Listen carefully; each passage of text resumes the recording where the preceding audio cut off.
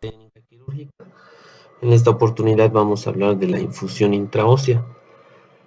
El tema de hoy es importante ya que muchas veces desconocemos este tipo de infusión a un paciente que se encuentra en paro cardiorrespiratorio.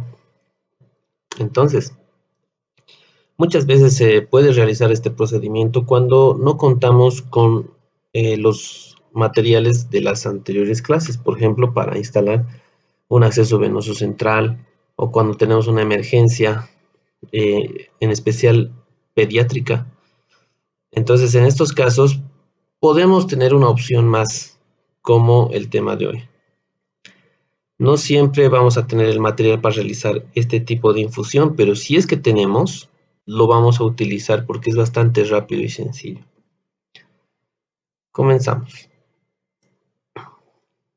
Acerca de las indicaciones. En la mayoría de pacientes que se utiliza es en pacientes pediátricos, ¿ya? Cuando en adultos no podemos encontrar otro acceso venoso, por ejemplo, un acceso venoso central, no siempre es fácil de hacer, como hemos visto en la anterior clase, es un poco difícil, en especial cuando el paciente está en un shock. Entonces podemos recurrir a este tipo de infusión. Cuando es una urgencia, necesitamos, por ejemplo, derivarlo al paciente, un paciente pediátrico que tiene un shock hipovolémico por un accidente de tránsito en una población bastante lejana. No tenemos terapia intensiva, no tenemos quirófano, entonces tenemos que mandarlo. Lo vamos a mandar siempre al paciente con una vía periférica o una vía central. Si es que no tenemos material para eso, podemos realizar la infusión intraósea, pero siempre al paciente lo tienen que mandar con un acceso venoso o una infusión intraósea y con oxígeno, obviamente. Población pediátrica en paro cardiorrespiratorio. Los adultos en shock, traumatismo, deshidratación, quemaduras, estatus epiléptico, estos pacientes son emergencias, ¿ya? Entonces, debemos mandarlos si es que no encontramos venas en el paciente.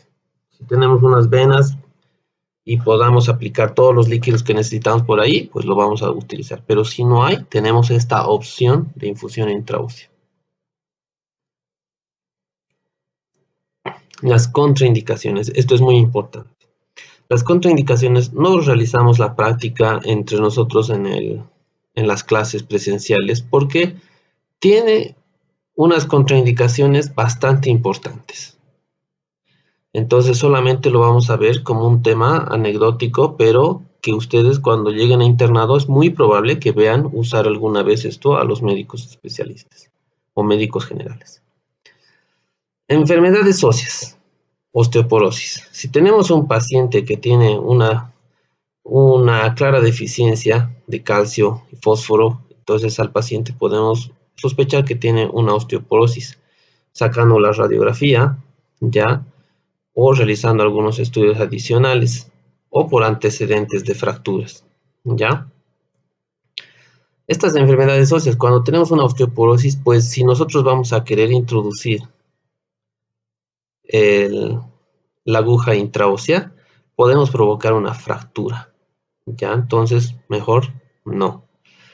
Si tenemos celulitis o abscesos en el lugar donde vamos a realizar la punción, igualmente, ¿por qué? Porque estos abscesos o celulitis sospechamos que ya es por microorganismos patógenos e infecciosos, entonces podemos introducir eso a la médula ósea y en el paciente vamos a provocar una osteomielitis. Si hay quemaduras o fracturas en el hueso ipsilateral, ¿qué quiere decir? En el hueso donde vamos a colocar, entonces no colocamos. Vamos a buscar un hueso que esté sano. Ahorita vamos a ver en qué huesos los vamos a realizar. ¿Por qué? Porque si está fracturado o si tiene quemaduras, el líquido que nosotros vamos a introducir se va a ir a los tejidos blandos. Y cuando está en los tejidos blandos, aquí podemos ver en la imagen de arriba, fíjense, músculo, grasita, las fascias, todo eso se va a llenar de líquido. Entonces va a causar un aumento de presión en los tejidos blandos. Ese síndrome se llama síndrome compartimental. ¿Ok? No es la única causa porque vamos a colocar una infusión intraósea. Hay muchas causas, ¿ya? Pero cuando el paciente presenta este síndrome compartimental, pues se tiene que hacer unas incisiones, ya sea en la pierna o donde haya pasado el síndrome compartimental. ¿Para qué? Para liberar la presión, porque si no todo esto se va a necrosar y el paciente puede perder la extremidad. Tendríamos que realizar una amputación. ¿Ok? Entonces, si hay fractura, no colocamos en ese hueso, buscamos uno sano. Si hay quemaduras, las quemaduras igual, todo el líquido lo puede extravasar a el espacio extracelular y provocar un síndrome compartimental. Ahora, si fallamos en colocar en el mismo lado, tenemos que buscar otro hueso sano. ¿Ok? Ahora, el material. Podemos usar una toalla o almohadilla para colocar en la región poplitea. Lo vamos a realizar en los huesos de la pierna o del muslo, ¿ok? En miembros inferiores. La toalla va a mantener la flexión en los miembros inferiores. Podemos utilizar povidona ayudada o clorhexidina para realizar la antisepsia, que debe ser rigurosa. Un anestésico local, vamos a infiltrar, como vamos a ver en el video, un anestésico lidocaína en la región donde vamos a realizar la punción porque es muy doloroso, si es que el paciente está consciente, ¿ok? No vamos a perder tiempo cuando el paciente está totalmente inconsciente. El anestésico local tiene que llegar hasta el hueso, hasta el periósteo. La aguja intraósea, aquí vemos un pequeño taladro con el cual nosotros vamos a introducir esta aguja, que es la aguja intraósea, ¿ya? Que tiene un límite hasta donde nosotros vamos a introducir. Tenemos de estos tipos de calibres de acuerdo al peso del paciente. Aquí les especifica para más de 40 kilogramos o cuando hay excesivo tejido adiposo, podemos utilizar esta. Más de 3 kilogramos la azul y de 3 kilogramos hasta 39 podemos usar la rosada. ¿Ya? Jeringa de aspiración de 5 a 10 ml. Esta jeringa va a estar con suero fisiológico que está abajo, es el siguiente material, o solución salina, para verificar que estamos en médula.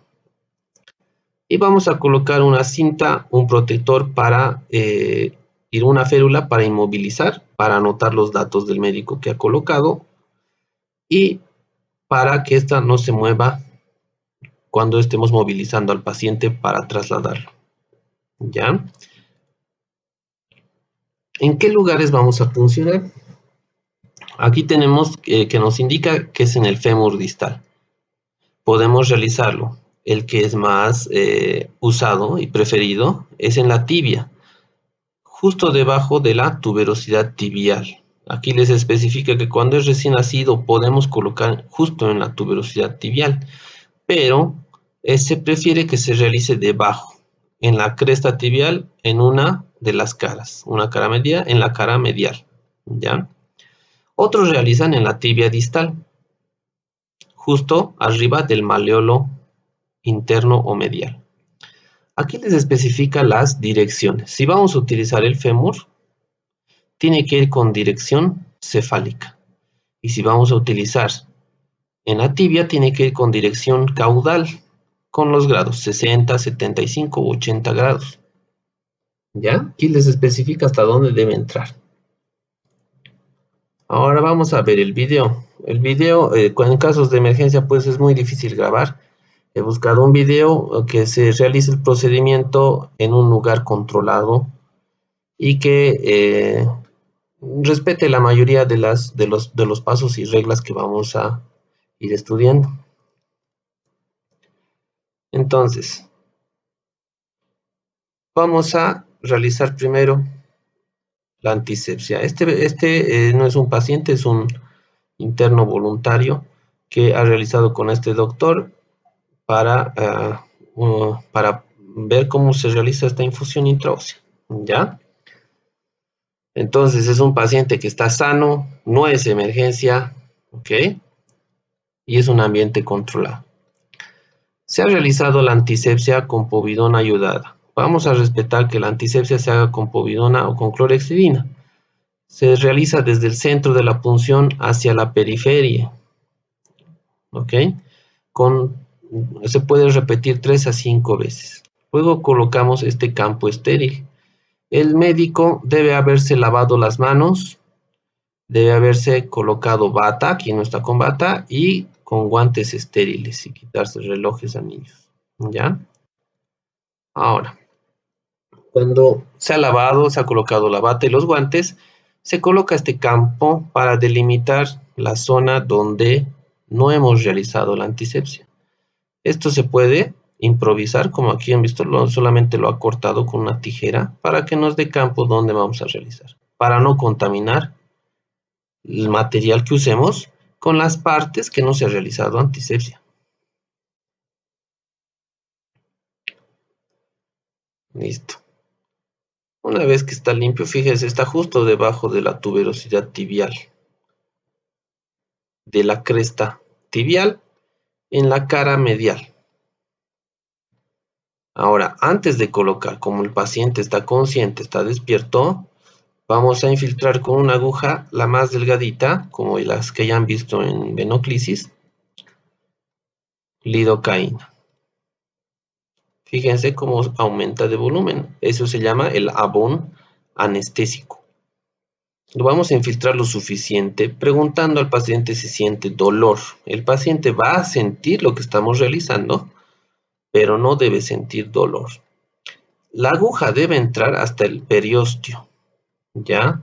Infiltrando lidocaína. O sea, tiene que tocar el hueso, no penetrarlo, sino tocar la parte externa del hueso. Una vez de que el paciente ya no siente dolor, vamos a introducir el taladro. Metemos, como ahí casi no hay tejido adiposo, entonces comenzamos a introducir la aguja. Este es un taladro, fíjense cómo ha disminuido la tensión justo cuando ha entrado a la médula. Cuando disminuye la resistencia, cuando estamos metiendo la aguja, quiere decir que ya estamos en la médula. ¿Ok? Se saca el taladro y vamos a conectar. Primero se saca ese seguro. Podemos conectar el suero, pero se prefiere verificar que estemos en médula. ¿Cómo vamos a verificar? Con una aguja. Aquí está.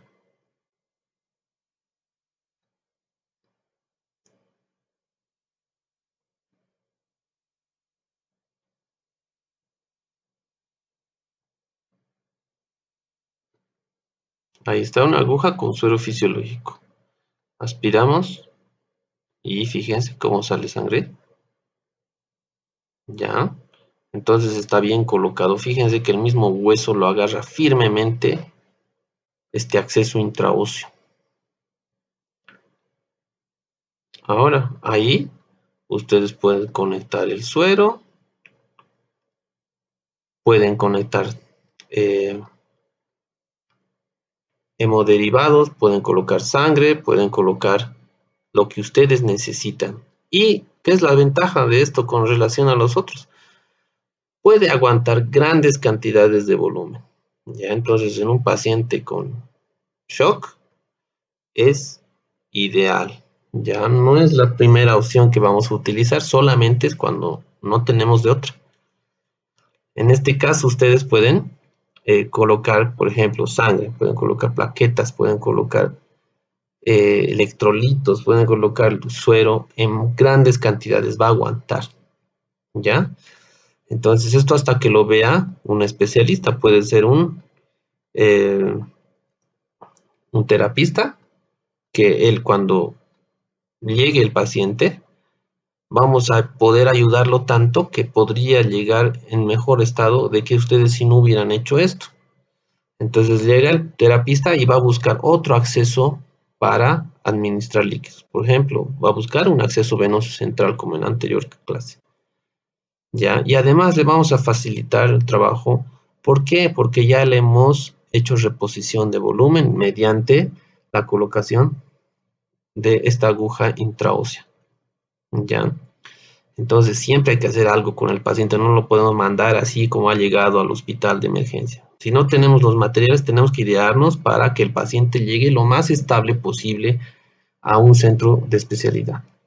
¿Ya? Entonces, han visto, no es muy largo el procedimiento, es bastante sencillo. También pueden colocar vasopresores, medicamentos, o sea, se puede hacer un montón de cosas, casi lo mismo que con una vena. ¿Ya?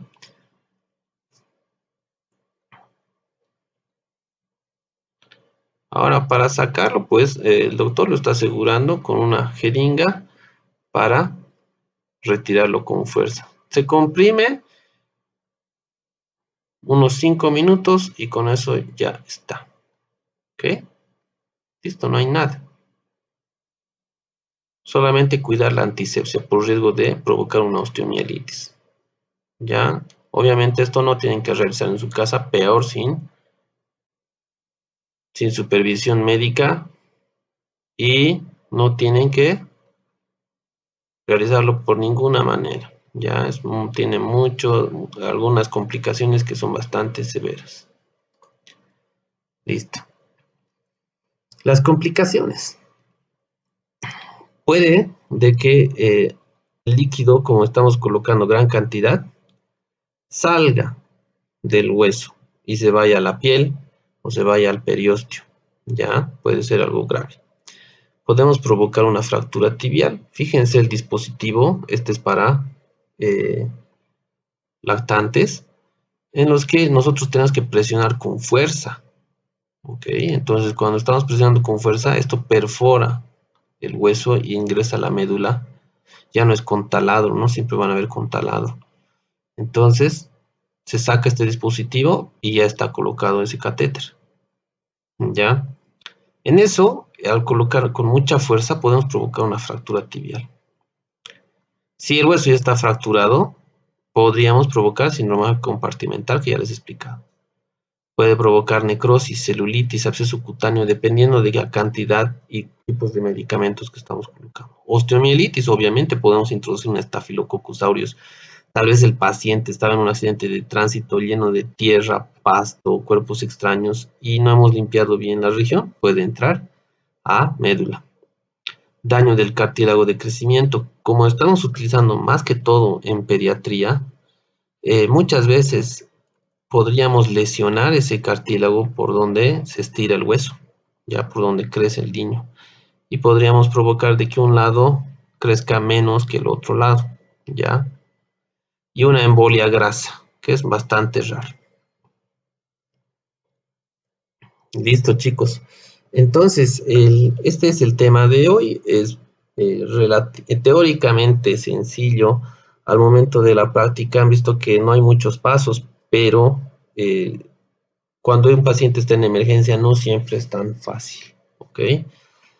Lo bueno de esta clase es de que sepan que existe este procedimiento.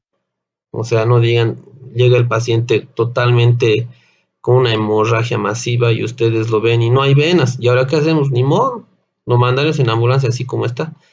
No, tienen esta opción más, tienen una opción más. ¿No sabes colocar catéter venoso central? Perfecto.